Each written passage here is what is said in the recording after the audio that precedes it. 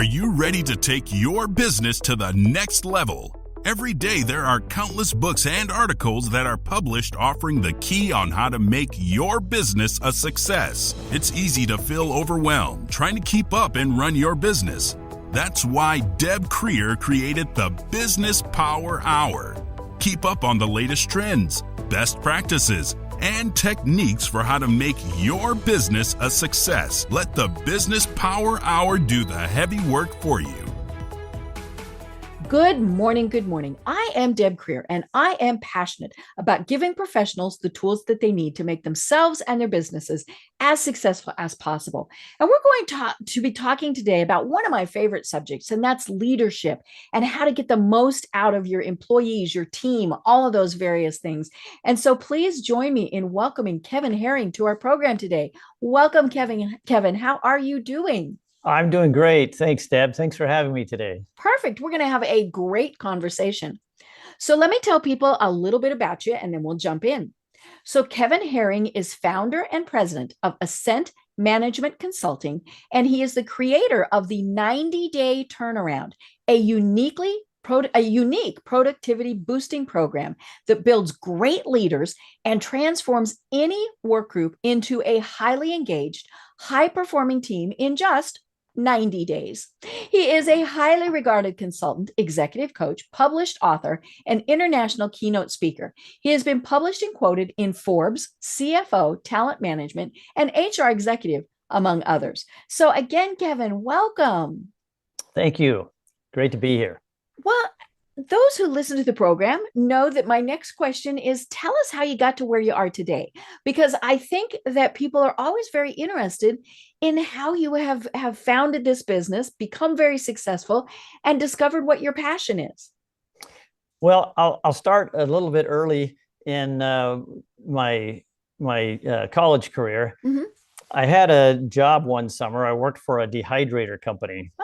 And we had an assembly line mm-hmm. in the facilities behind the offices. Mm-hmm. And it was rather fascinating. Mm-hmm. I call it an accidental self-directed work team. So I worked there throughout mm-hmm. the summer. Mm-hmm. We had a supervisor or manager who we almost never saw. In fact, I didn't even know who the manager was until mm-hmm. I'd been there about 3 weeks.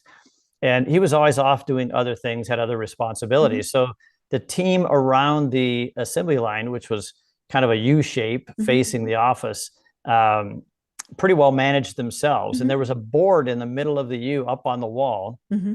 that said today's goal. And there was a number on the board. And I asked the guy next to me on the line, I said, what's the number about? Mm-hmm. Tell me something about that. And he said, well, that's a goal that somebody put up there. And I said, well, who? I don't know. It was somebody on the team. Mm-hmm. It just sort of happens randomly. Mm-hmm. Anybody who has an inkling puts a goal up on mm-hmm. the board. And I said, did you meet that goal? And he thought for a minute. He said, yeah, I'm pretty sure we did. Mm-hmm. I said, well, what's the performance today? I mean, what's our productivity now? Mm-hmm. Are we still meeting that, or are mm-hmm. we above or below? And he said, most of the time we're at least at that level. Sometimes mm-hmm. we drop below, but we're pretty consistent. Mm-hmm. I said, how often does somebody put a number on that board? He said, once a week, maybe. Mm. And I said, how does that get decided? He says, it doesn't. Just somebody just goes, hey, this sounds good. Right. Mm-hmm. And I said, why do they do it? I said, just to keep things interesting, I suppose. Mm-hmm. And so that's the way the summer went. Mm-hmm. Every so often, a new number would magically appear on the board. And we would all sort of work and in unison trying to reach that goal. Mm-hmm. And as we got toward the end of the day, people would call out to the end of the line saying, how many units, mm-hmm. how many units have we produced today? Mm-hmm. And as we got closer and closer to the end of the day, the call outs would become more frequent. And, right. How close are we getting? Mm-hmm. Right. And it was fascinating. We reached the goals every single time. Mm-hmm.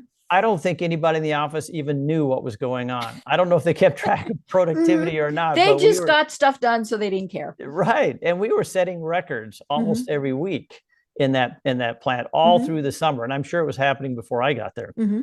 So it was just a fascinating experience mm-hmm. and just trying to understand what the dynamics were that mm-hmm. made that happen.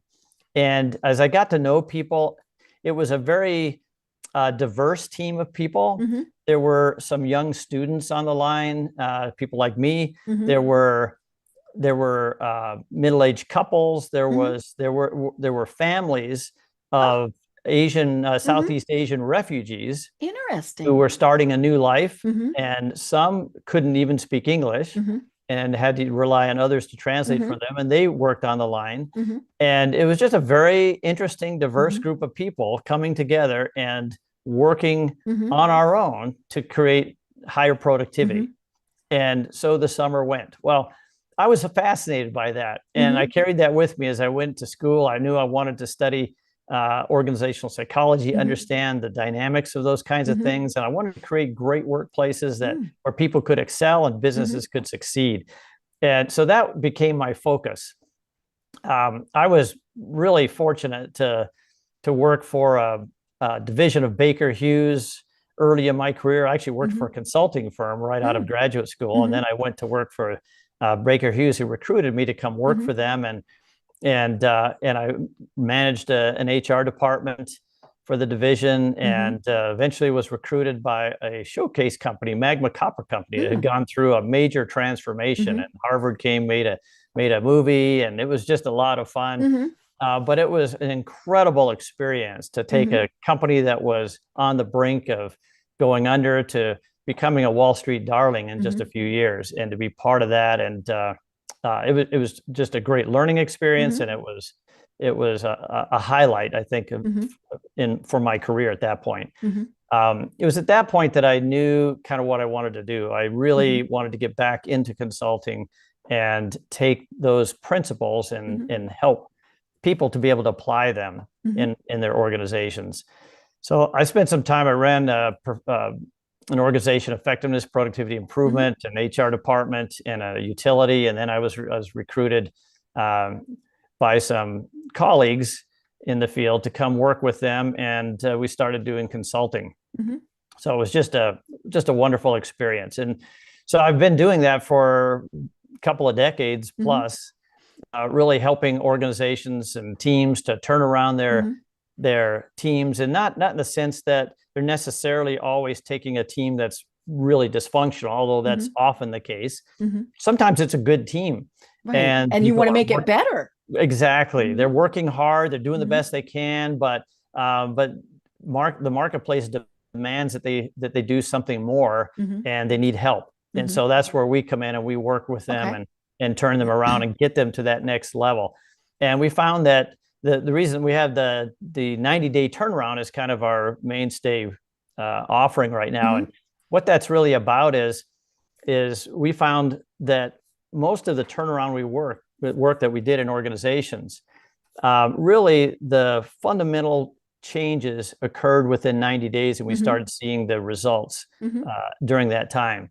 And so we found that if we scaled it down to the team level or smaller business units, we could consistently do that, because we really found the formula that worked consistently. And so that's what we focus on, is really helping organizations to build highly engaged workforces, and those that can really perform at a high level and create some performance breakthroughs and increase their profitability. I love it. I love it. Well, I have a question based on your introduction there of yourself. That very first group of people with the absentee leader, did you find that somebody stepped up and kind of became the leader? Interestingly enough, no. Nobody did. I was expecting you, and somebody would have said, not even if they said, "Hey, we're going to be the leader," it was just somebody kind of would have matriculated up to be kind of the sort of leader. Assumed the responsibility to kind of move things forward. Fascinating that it didn't work that way at all. It was everybody kind of working together, and then somebody, I suppose, in the sense that somebody would step up and put a goal up on the board, a new number, but it wasn't the same person every time. It was different people, and so it was really just a unified effort. And how it occurred, I don't know, because I wasn't there. And it's such a diverse group, as you mentioned, right? But from the conversations I had with people, it just sort of evolved. And nobody set it up that way. There was no self-directed work team training. There was no productivity improvement, continuous improvement kind of training. There was none of that. Nobody was designated a team lead. Mm-hmm. The manager was the only leader, and he was never there. Well, and I do find that fascinating because, it really does seem like in almost every case, even if there is a leader, sometimes they're not a good leader. And so then somebody else kind of evolves into that position. Sure. And I think we do see that a lot, where it's like, okay, Bob is, our managing director, but Sue's really who gets stuff done. Right. Yeah. Yeah. The informal leader. Mm-hmm. Exactly. Yeah. Right. Yeah. And I think we just had a team of a lot of informal leaders, I suppose. And there was no sense that somebody had to take charge. Everybody sort of knew what needed to be done and worked together to do it. Yeah, that is fascinating. That would be interesting to see, especially, to go back and see what, if the company's even still in existence, what has happened through the years, and sure. Just to see, how they did. But yeah, because most people need a leader. They need somebody, even if they're just saying, hey, it's time for a lunch break, or something like that. But yeah, they definitely caught whatever it was in a bottle, because as you said, it worked very well, and you kept meeting those expectations. A lot of times when you don't have a leader, that's when stuff falls apart. And I think having that experience, that unique experience, was really very powerful for me when I went to work at Magma, where we were going through an entire transformation of the company, and we were building self-directed teams. We had much of the company operated that way. And so I had already had that experience. I kind of understood firsthand how it felt and how it worked. So that was very helpful, I think. Right. Right. Well, you've got a lot of great content on your website. And so I was reading through some of your blog posts, and one of the ones that struck me was ask, don't tell, which is, of course, a little play on the words. Sure. But the gist of it was that really good leaders, managers, whoever, they don't order, they ask questions. And again, that seems counterintuitive, because the many of the leaders that we see now, they don't ask questions for whatever reason. They certainly don't want to look like they don't know what's going on. So they're not going to say, hey, Kevin, why haven't we met our quota?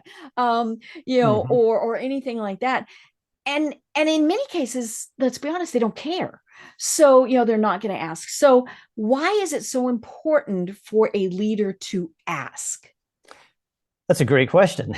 As a matter of fact, I think that one of the things that we find is that autonomy is very powerful, and which we know from the research. It's very powerful in helping people to engage at high levels, and it's one of the things that helps people to do that. If we tell people what to do, if we direct them, if we manage them, so to speak, then they lose that sense of autonomy. And you need to have a sense of autonomy in order to choose to be accountable, instead of having people hold you accountable. If I'm held accountable, then I'm operating in a compliance kind of manner. I'm just trying to do what's necessary. Yeah, I'm going to do my 5 widgets, and then I'm done doing my 5 widgets. Exactly. Right. And so if we ask people questions, we engage them, we give them an opportunity to learn by that experience, especially if we ask the right questions. And if there's a problem, instead of having people bring the problem to the leader, if someone brings a problem to me, I could just give an answer. I could say, okay, here's what you need to do, and then they go do it. But they don't think for themselves. Then they don't really analyze and learn to find root causes of problems and develop solutions, and just go through that intuitive process that's necessary for people to grow and develop in the role. I had an interesting experience with a team of people when I was working in-house. I had a couple of people that were working with a sales group that had a lot of problems, and they were trying to help them to be more successful and to increase their sales and productivity. And so they had set up a process for working with them to get them back on track. And so they did the first phase of the process, and they came back and met with me and said, we've got some questions about the next step. And so I said, well, what do you need? And they said, well, we've got a few ideas, but we're not confident that we're going to take them down the Mhm. right path, and wondering what your thoughts were. And so I started explaining what I would do, and I got up in front of the whiteboard and I started drawing models Mhm. and process flows, and just really got into it. I must have spoken for about 20 minutes, Mhm. all excited about it because I Right. kind of get into this Yeah, and you were geeking out. right. I was just all excited to share this. And at some point, the employee, his name was Brian, who Mhm. stopped me and said, "Kevin," he said, "is there any reason we just can't do it the way we would like to do it?" and, And you went, I said, oh. of course, there's no Right. reason you Mhm. can't do it the way you would like to do it. Mhm. I just got carried away thinking Mhm. that you needed me to tell you how to do it, Mhm. and that's not what you were Right. asking. Mhm. I wasn't listening to you. Mhm. And so what I needed to do was ask, right? Mhm. Not tell. And I got And into telling listen. mode Mhm. and listen, right? Mhm. And so that was hugely informative for me to Mhm. be able to become more aware Mhm. of myself and not let my enthusiasm take me Mhm. to a place where I was telling and Mhm. not giving my my team members the Mhm. opportunity to grow from the experience of figuring it out Mhm. for themselves, and then just simply being the sounding board for Mhm. them when they needed it. Right. Yeah, and that kind of goes along with another blog post about the leader is not the superhero. Mm-hmm. And I love that concept because again, we as the leaders think, well, we have to be all powerful, all knowing, we have to be the rock star, or in your blog post, the superhero.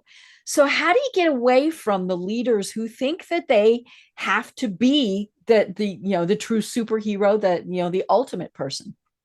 Yeah, it's interesting. I had a period of time where I was working with a lot of engineers, Mm-hmm. and I worked with this one manufacturing facility or processing facility that was managed by an engineer. Mm-hmm. And the interesting thing was uh, that she felt like because she was in that role, she had to take a higher level of responsibility for fixing problems. Mm-hmm. So she'd be in her office working away, and she'd hear that there was a problem in Mm-hmm. the facility, Mm-hmm. and she would drop everything, rush out there, Mm-hmm. and say, "Okay, let Put her me cape tell me." on. Do, do, Right? do, Yeah, put a do. cape on. Tell me, right? Tell me what's going on, and Mm-hmm. I'll fix it. Mm-hmm. And when we finally got feedback from her staff who worked out in the facility Mm-hmm. and said, what is it about this that works for you and that doesn't work Mm-hmm. for you? They said, well, we appreciate her expertise. She's Right. very bright, very Mm-hmm. qualified, and very capable. But But most of the time we can figure it out, mm-hmm. and we would like to do that. And when she Mm-hmm. rushes in, it really creates chaos Right. in the organization, and it takes us much longer to Mm-hmm. fix it than if she would have stayed in Right. her office and focused on the Mm-hmm. leadership strategic issues and let Mm-hmm. us work on the day-to-day Mm-hmm. problems. And so I spent some time with this leader and asked her about her perception of her role, and that's Mm-hmm. how she described it. She was the Mm-hmm. superhero. Mm-hmm. And I said, so how is it that your staff is ever going to grow and Right. manage the facility, to manage Mm-hmm. the processing operation, Mm-hmm. if you're stepping in and doing it for them? Mm-hmm. How are you going to remove yourself from that so that you can focus on the more strategic Mm-hmm. issues that you have to take care of? And we had a wonderful conversation, Mm-hmm. and a light bulb went on, and she said, I get it. That's been stressful for me, feeling Mm-hmm. like I need to be out there all the time Right. because I couldn't keep up with Mm-hmm. everything when things happened. Mm-hmm. And she said, that just took a burden off her shoulders. Mm-hmm. And but she had to check herself because it was instinctive to want to Right. run out, Yeah. because she's an engineer. She would That's what go she do do does. do do, and away she'd go. Right. She had to Mm-hmm. understand, I'm not an engineer anymore. Mm-hmm. I'm a leader. I've got a Mm-hmm. senior leader responsibility Mm-hmm. for the whole operation. Mm-hmm. I can't be the hands-on engineer Mm-hmm. anymore. Right. And I've run into so many people in that situation. Mm-hmm. And when I wrote that article, I had people tell me that a light bulb went on for them. Mm-hmm. They said, I understand. That's what I've been doing. I Mm-hmm. need to change. I need to Right. change that and check myself every time Mm-hmm. I get that instinct Mm-hmm. kicks in to go out and get my hands into Mm-hmm. the problem. Right. Well, it's kind of the parental role. You see your child about to do something that might hurt them or, do whatever. And your immediate instinct is to pull them away from that stovetop or do whatever. Now, you don't want them to burn themselves. Sure. But, you might want them to get a little close so that they go, oh, no, shouldn't be doing that.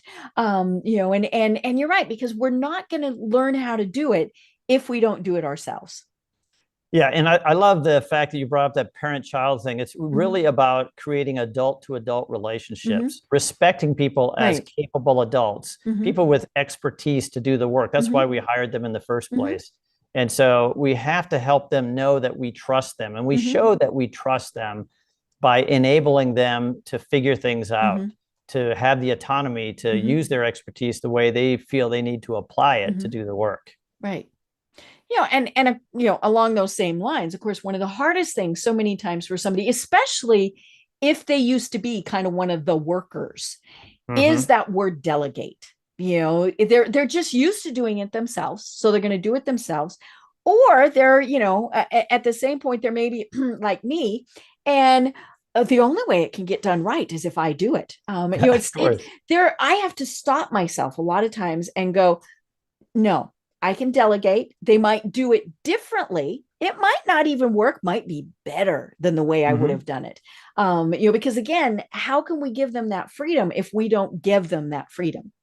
Exactly. And if you think about it, when I talk to leaders, this happens all the time. And I say, what is it that prevents you from letting go, from enabling but it's my company, it's my baby. It's right. They'll make a mistake. They'll do it wrong. They won't do it my way, or for any number of reasons. But it's an issue of control and confidence. And I said, look, so first of all, do they have the capability of doing it?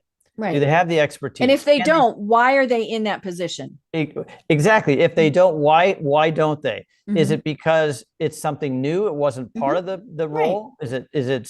Are you trying to, is it that you want them to develop to higher roles, but you don't feel confident doing that because they're not capable, or there's information they don't have? If you ask yourself those questions, the answers come. What do I need to do to enable them to do it? Right? What is it that I need to do? What information do they not have that I need to share with them? What skills do they not have that I need to help them develop? If we take it, if we approach it that way, then we recognize that we're in a key role to give them the capability if they don't already have it. If they already have it, then it's just a matter of us being willing to let go of control and letting them grow in the role and doing the things they need to do to accomplish the things that they need to do on their own, so that they can show their expertise, they can develop their expertise, and they can have the autonomy that they need to be able to excel and engage at a higher level. Right. It's back to the parent thing. It's you got to take the training wheels off the bike at some point. And as I was thinking about that, I thought, when way back when I was, a little kid and using training wheels, I convinced my parents that they needed to stay on. What am I going to do without them? And an older friend of mine who I played with went, and she took them off and she shoved me out, and I could ride my bike, but as the parent, as the leader, you do want to protect those that you are there in charge of, but you have to know they've got to learn, and it might be that they fall down and bang up their knees and, some things like that, but they also might just, end up being, absolutely fabulous at it. Early in our consulting work, we found that there was a jeans manufacturing company, and that the plant manager was pretty chauvinistic. He worked in a plant filled with women who operated the sewing machines and things, and he referred to them as, in a demeaning way, as the girls. Oh, goody. And he would say, when we'd say, well, there are opportunities here for them to understand more of the business and to contribute what they know about how the work gets done and what kinds of things get in the way, and we could help them be more productive and contribute more to the organization. And he said, the girls. Yeah, they can't do that. The girls can't do that. All they he care rolled his about, eyes, I'm sure. Yeah, it's all they care about is the dance they're going to on Saturday night, Mhm. and that's all they talk about. Mhm. And just had no respect for their capabilities. Didn't treat them like adults. Mhm. And so it was a lot of work to get him to think differently and to Mhm. give them a shot. And Mhm. so we brought the employees together, a number of the Mhm. employees, and we did a pilot. And doing that pilot enabled them to restructure a process for a Okay. new product. Mhm. And And it I'm was assuming he had no input, no. no input whatsoever. And they brought the plan Mhm. to him, told him what they'd come up with Mhm. and how it would work and Mhm. what the challenges were and everything. And he listened and he was amazed. He just, Wow. wow, the girls, right? As he Look, the put it, girls are smart. are pretty smart. Yeah. Mhm. And he just grossly underestimated the Mhm. capabilities because Mhm. of his preconceived Right. notions. And so they were able to take that pilot and have Mhm. tremendous success. It Mhm. had double the productivity that was anticipated and lower costs, and it Mhm. was just a great quality. It Mhm. was an amazing experiment, Mhm. and it was so successful that he wanted to then expand that to other parts Ah. of the plant. Mhm. So I think, for some people, and they don't always have to be quite as narrow-minded as this Mhm. particular individual, but I think that sometimes we don't even recognize our own Mhm. self-imposed limitations, Right. that Right. we don't give people a chance to Mhm. really shine and Mhm. show their expertise. And autonomy is required to do Mhm. that. There are other things that are important for them to have to be able to succeed, but when we give employees autonomy, Mhm. they truly can use their ingenuity, their Mhm. creativity, and that in turn helps generate greater passion Mhm. for the work. Right. Yeah, and they're not just going and doing, they Right. they want to make it better. Yeah. Yeah. We talk about how there are so many misunderstandings, misconceptions about performance in Mhm. organizations. Um, a lot of myths, Mhm. frankly. And having been an HR leader in a previous life, Mhm. I can say for certain that a lot of my colleagues share in some of these Mhm. misconceptions, and I hear them all the time. We go into client Mhm. organizations.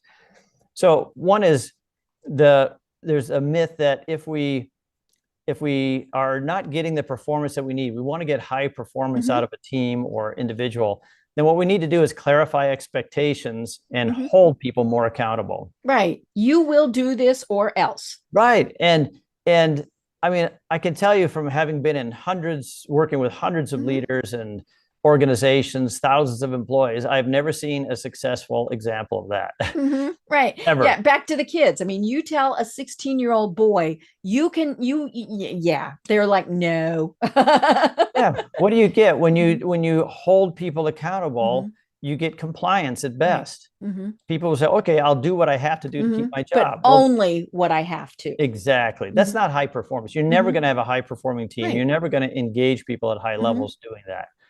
And yet we perpetuate that myth Mhm. across organizations, Right. often from HR groups Mhm. and leaders, as if that's just sort of Mhm. fact, and we know that's the way to get higher performance. Mhm. That's a mistake. Mhm. Another myth is the notion of being able to try and hold people accountable Mhm. and have them retain accountability. Mhm. Think about it Mhm. logically. If I'm holding somebody accountable, Mhm. then where does the responsibility now lie? Haven't Mhm. we shifted responsibility from Right. the individual to me? Mhm. Because now I'm the one who's assuming accountability. Mhm. I'm basically saying, I can't trust you to be accountable. Right. So I'm going to be accountable. Mhm. I'm going to make sure it gets done. I'm going to Mhm. make sure you do what needs to be done. Right. And so now I've got all the responsibility. I've got the accountability. Mhm. It's a myth to think you can really hold somebody else accountable, because once you try, you manipulate, Mhm. you pressure, you threaten, whether Mhm. directly or indirectly. Mhm. You insinuate by the fact that you have power over the person's income, Mhm. next merit pay increase, Mhm. or even ability to hold their jobs. Mhm. Um, it's not effective. That Right. does not generate high performance. Mhm. And another myth is the myth about motivation. Mm. People most organizations have as part of the job description of the leaders to motivate their teams. Mm-hmm. Now, I would ask the question, first of all, what makes us think that everybody else needs to be motivated? Right. And how are you going to motivate them? And how are you going to motivate them? Because it's different for every person. Well, so great point. So let me just tell you, when I've asked that question to large groups of people, and I've Mm-hmm. said, how many of you, raise of hand, Mm-hmm. how many of you need somebody to motivate you? How many hands do you think go up? Not too many. None. Absolutely Mm-hmm. none. Nobody in the room feels like they need Right. someone to motivate You them. motivate yourself Mhm. or else. Or I'm not saying that didn't come out right. You're the only one that can motivate yourself. Exactly. And Mhm. so I say, if you don't need to be motivated, what makes you think everybody else needs to be Mhm. motivated? Right. And so people started thinking, yeah, I wonder why. And we started talking about it. And I said, well, what happens when you try to motivate somebody? What are the options? Well, really, the only thing you can do to try and motivate somebody is to find extrinsic motivators that are important to the individual. Right. Do they want higher pay, more days off, better Right. hours, whatever? Mm-hmm. And what we know from research, extrinsic motivators do not create high engagement and high performance. Right. It has Again, to they be do just what they need to do to get whatever that perk was. exactly. And so it's intrinsic motivation. It's intrinsic motivation that generates engagement. Mhm. That's what causes people to be Mhm. passionate about the work Mhm. and find meaning and purpose. They have to Mhm. be intrinsically motivated, and you can't do that to somebody. Right. That's something they have to choose. And so Mhm. the role of a leader is not to motivate people Mhm. because they can't motivate them intrinsically, Right. which is what's important. Mhm. The role of the leader is to create the conditions Mhm. that enable people to choose accountability and personal commitment for the success of the whole. Mhm. That's what the role of the leader is to create those conditions for people to choose. Mhm. So you can go in any organization and you look around and look at the people. And what do you see? You see in some organizations, you see a group of people who are excited to be there, Mhm. they're passionate, they're highly engaged, Mhm. and they're highly productive. That's an organization that has created those conditions Mhm. that have enabled them to make a choice Mhm. to be committed and accountable. Mhm. Those are few and far between. In fact, Right. we know the Gallup organization has helped us to see the reality of the stark reality that, and depending on the survey you look at, no more than 30% of the people in the workforce are engaged. So how can we be in such a pitiful condition? Right. And how can we get them engaged? And how can we get them engaged? And so we know the vast majority of people do not show up for work passionate and engaged to come to work. Oh, let's do this today. And so why is that? Well, the reason is because we have not created the conditions. We look around us and what do we see? We see people who are unmotivated, people who are resigned, people who are cynical even. And when we see a lot of those people, we have to ask ourselves the question, what is it about this group of people that so many of them are in this condition? Right. Did we just go out and hire all the wrong people? Did we have really bad hires? Is that really what happened? Probably not. Right. Probably not. What happened is we put people who are generally inherently self-motivated into a place where the system failed them. Right. It's not the people who fail the system. It's the system that fails the people. So we bring people in, and usually when it's a new company, new job, they're excited to be there. They have expectations. Right.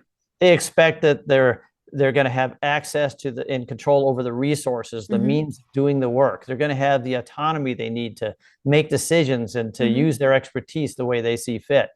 They expect that their leader is going to support them as they try new things or do things differently. And one by one, those expectations become unmet. And as that occurs, what happens? They become demotivated. Right. They're like, well, that didn't work. So. And we know from Kim Cameron and Dave Wetton, professors that did the research on it, that demotivation is a learned response. It's people don't have it inherently; they learn it. We're positive people. I mean, you've got your gloom and doomy people, but we're just going to forget them. Sure. And more than likely, they're gloom and doomy people because they had their expectations unmet for so long, and maybe even at like an early age, that it was just like, fine, I'm just not going to care about anything. Yeah, they're disappointed. Mm-hmm. And granted, all of us have a choice about how we respond to disappointment. Mm-hmm. And some people just always respond optimistically. Mm-hmm. Right. And we love working with those people because Mm-hmm. nothing seems to bring them down. Right. They're Mm-hmm. fun to be with. Right. But some people find that disappointment does bring them down, and Mm-hmm. it causes them to be demotivated Mm-hmm. and to be disengaged. Mm-hmm. And frankly, whether that's sort of a tendency or not, we Mm-hmm. find that it's pretty consistent that most people working in an environment, a system Mm-hmm. that is demotivating, become, guess what? Demotivated. Yeah, it's like it's this little germ that spreads. Exactly. If Sally and Bob are cranky and going to do just the bare minimum, well, then pretty soon everybody else is going to, they're going to be like Sally and Bob. Exactly. Yep. And so we find that in our research and our work with clients, we found that we call them the 6 C's of engagement, that these things consistently help people to engage at high levels, to find meaning and purpose in the work, and to really produce at high levels. And those are context, connection, control, commitment, communication, and competence. Okay.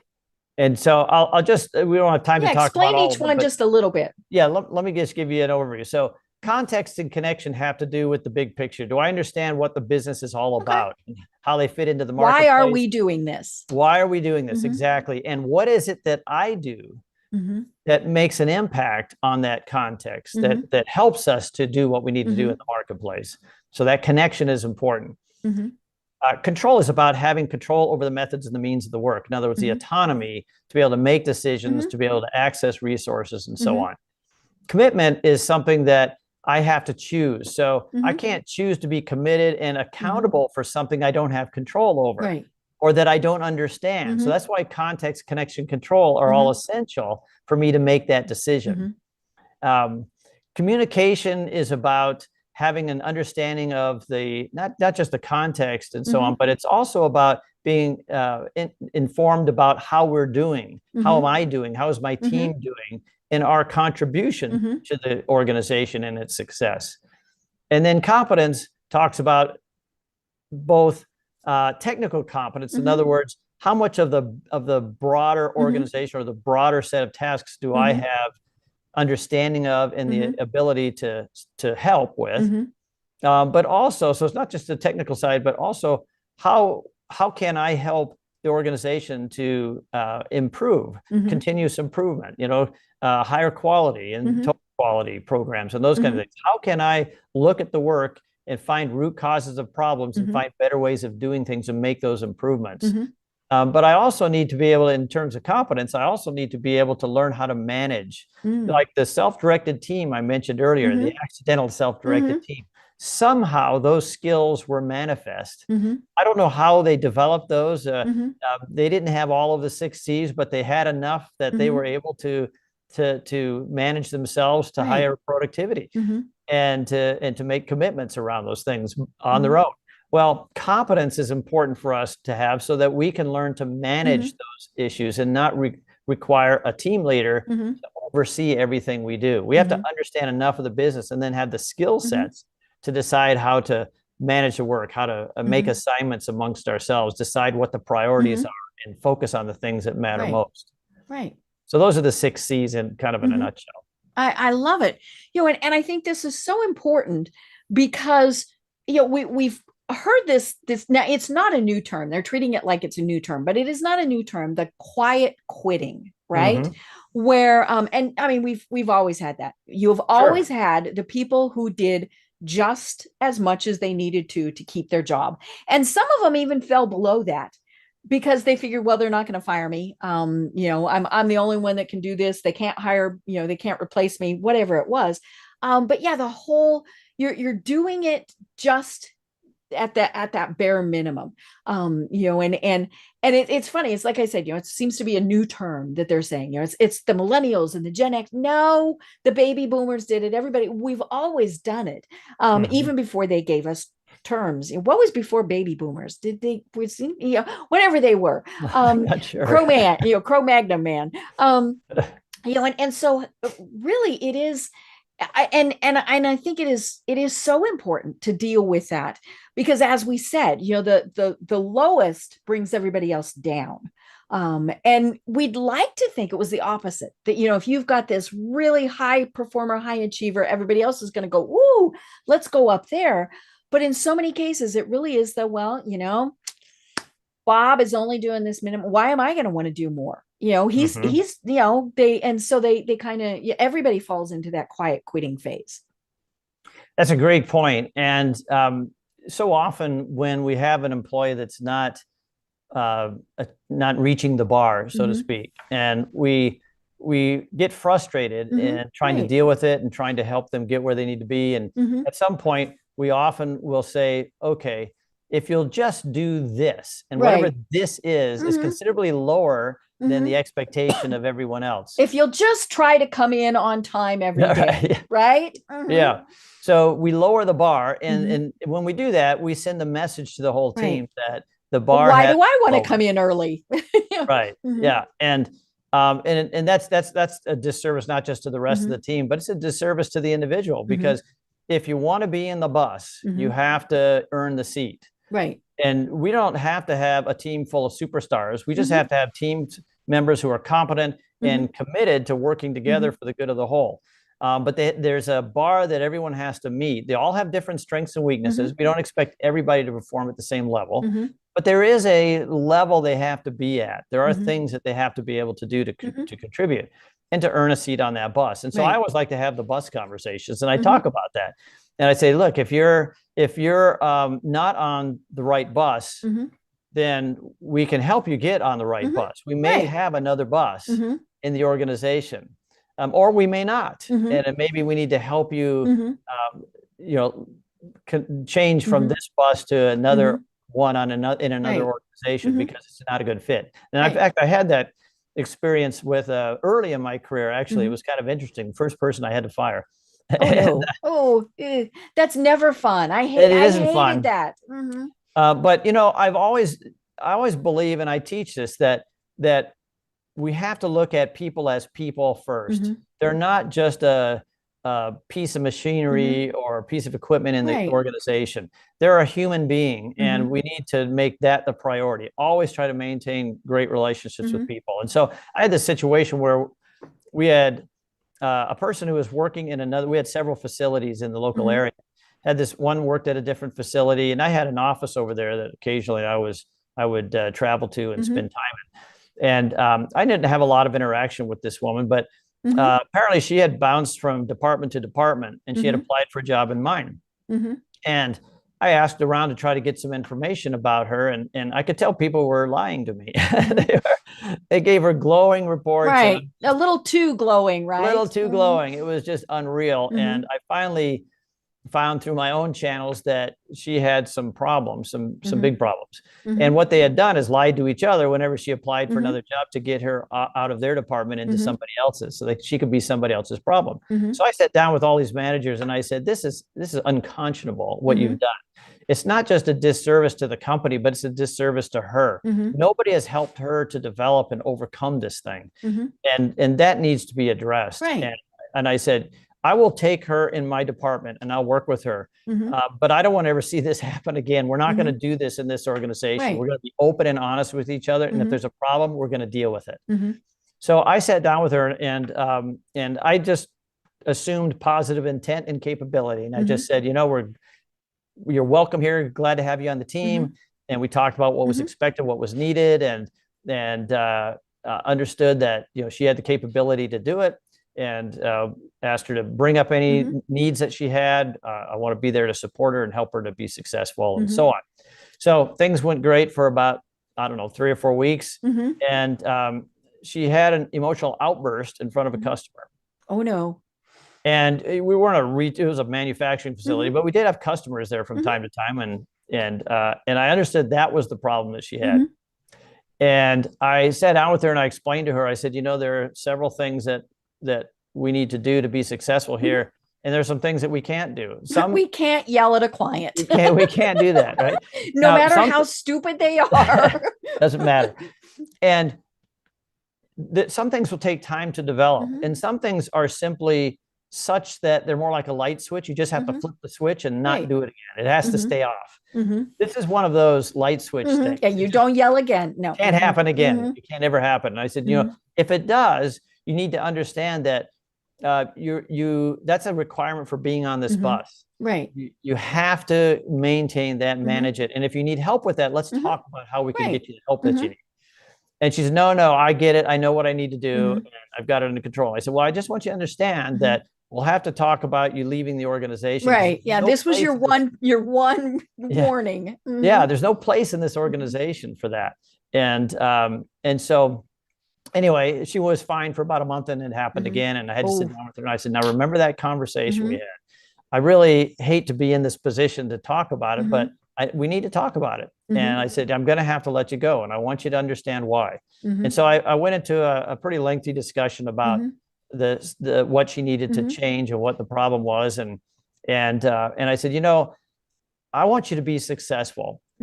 I wish you could have been successful here, but I'm not sure it's a fit for you, because you don't seem happy. I don't think that the various roles you had are really the things that you really just not a good fit. Yeah, you're not passionate about it. And maybe what we need to do is find something that's a better fit for you. And I think you need to reflect on that. And I'm happy to help you with it. But we're gonna have to let you go. And I really do want you to be successful going forward.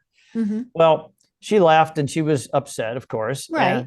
And some time went by. I think about 6 weeks went by. Didn't hear from her. And I got a call from this other facility where she used to work a lot, and in our company. And someone said, hey, she's back. And I always said, what do you mean she's back? Yeah. So they told me it was, who it was. And I said, well, I have two questions. One is, what's her demeanor? And is she happy? Is she upset?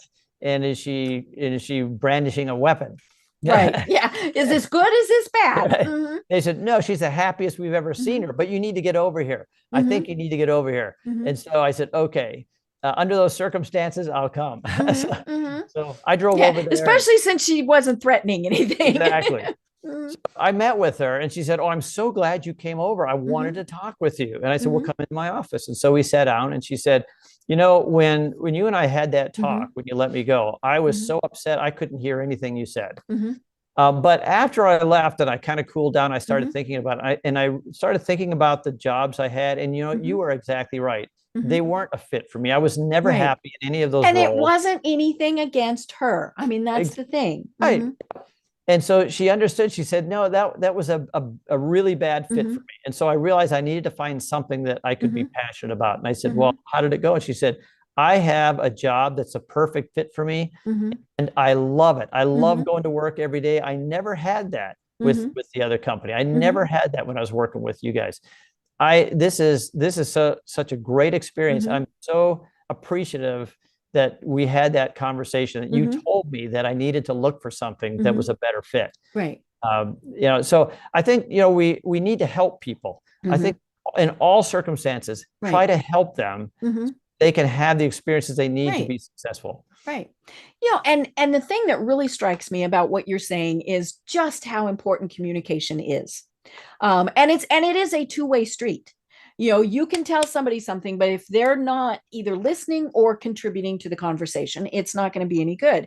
I remember several years ago, I was working with a young woman on her LinkedIn profile. She wasn't happy where she worked, so she wanted to update her LinkedIn profile. So we're working merrily along, and she kind of forgot the little thing that, somebody else at the company might be seeing this.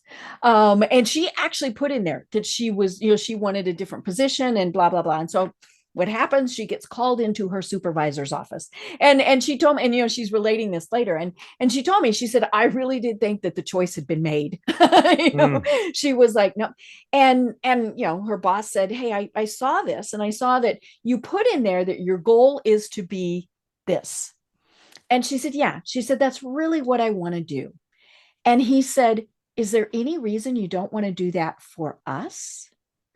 And she said it had just never occurred to her. It was something that she could do at her company. Mhm. And they transitioned her into that role, which of course was such a benefit because, she, as she put it, I kept my parking spot. But it really was one of those things where before it got to the point of her posting on LinkedIn, hey, I want a different job. She could have gone to the manager and said, this is great, but I think I could contribute more if I did this. Mhm. And then if the manager says, well, it's not going to happen, then there are different decisions that need to be made. But yeah, it is that communication has got to be a two-way street. Absolutely. Absolutely. And I think one of the things that helps team members to engage at higher levels, Mm-hmm. to really have the communication, the Mm-hmm. autonomy, is when they understand more how they work together and the Right, things they right. need to do to Mm-hmm. support each other. Because so many organizations have people working in silos. Mm-hmm. They just sort of throw things Right. over the wall to Yeah. the next Sales never talks to person. marketing, which never talks to Right. R&D. Mm-hmm. Yeah, and sometimes they're downright Mm-hmm. competitive. Mm-hmm. And we find that if you can create a service culture where people Mm-hmm. are serve each other Right. and are finding ways to Mm-hmm. help each other and learning more Mm-hmm. about what each other does and Mm-hmm. how they can contribute to that, Mm-hmm. they'll work better together, be more Mm-hmm. unified, and they'll collaborate more. Mm-hmm. And so we actually created a process, and I actually put a tool together Mm-hmm. that kind of streamlines the process so that Mm-hmm. any leader can do that with their Mm-hmm. teams. And the light bulbs that go on, the people that go through this Mm-hmm. process of it's, we call it like a speed dating Mm-hmm. situation where they Mm-hmm. meet one-on-one for a short Mm-hmm. period of time with each other individual on the team, and they make some commitments to each other. Mm-hmm. They learn from each other. It's really a great experience. Mm-hmm. And people say we should do this every week. Well, they Mm-hmm. don't need to do it every week, but Right. but Mm-hmm. but they're so excited about it. They Mm-hmm. learn so much. The light bulbs go on. Mm-hmm. They have all these aha moments Mm-hmm. that they want to continue Mm-hmm. to strengthen that Mm-hmm. relationship.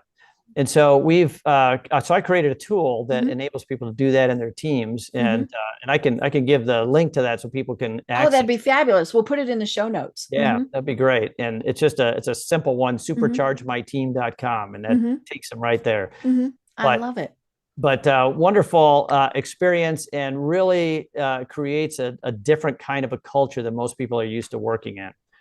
Um, and that helps with that whole notion of context and connection. Why Mm-hmm. do I come to work? What am I here to do? How Right. do I find meaning and Mm-hmm. purpose in what I'm doing? Mm-hmm.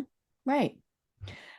Well, it's first of all, I have to have you on again because the one thing I really wanted to talk about, we didn't talk about at all, and that's the whole return to the office Mm, concept. And I think we could talk for an hour about that. So we we'll could. definitely have you back on.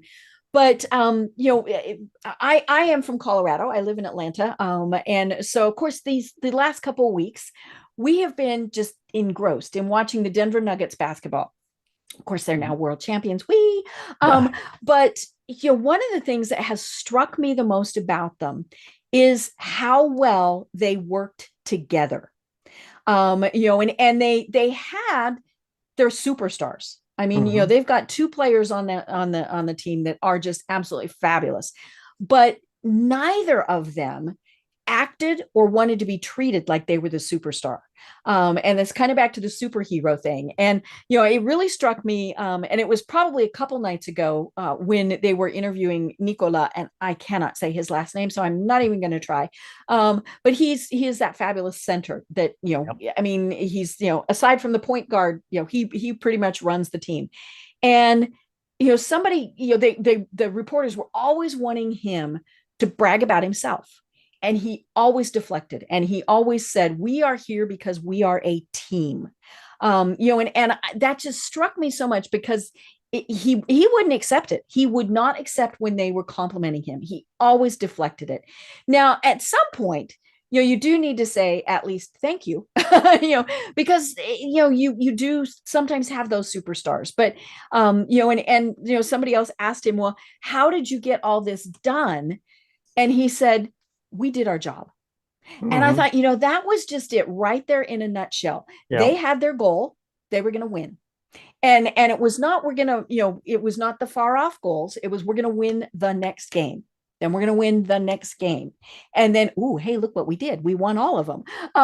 But it really was one of those things where they went, they did what they were supposed to do.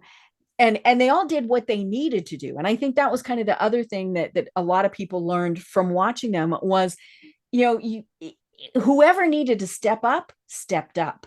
Yeah. So it's very much like what we were talking about at the very start, where, with your first job, whoever needed to step up at that point in time stepped up.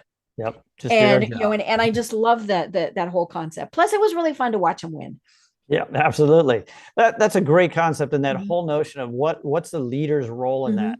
How do we create that kind of a team? Well, 80-90% of the experience comes from the culture that's created by the leader. And that's why when we work with leaders, we turn the leader around, we turn the team around, and create that environment where everybody is accountable for the success of the whole team. And so they're all pulling together. There's not one person who's accountable and everybody else just does what they're told. Right. Yeah, it's a mutually accountable team. Right. Well, oh my gosh, Kevin, we do only have a couple of minutes left. And like I said, I want to have you on again because I think this whole return to office is definitely something to talk about, whether it's, because there's so many different moving parts to it. And, and it really is, I think, a big challenge for a lot of people. So, we want to have you on to talk about that. But until then, how do people find you and reach you? And what are the services that you provide? The best way to reach us is just the superchargemyteam.com, because if you go there, it'll take you not just to that tool, but it'll take you to the website. Okay. And then you can go in and you can look at some articles that we wrote, that we've written and published. Like I said, they're good articles. I was having a great time reading them today. Yeah, there's a lot of stuff on there. We talk about our main product is the 90-day turnaround. We transform, we take individual leaders or their entire teams through a process of 90 days, creating a highly engaged, high-performing team. And we guarantee results. We guarantee higher performance as a result of going through the program.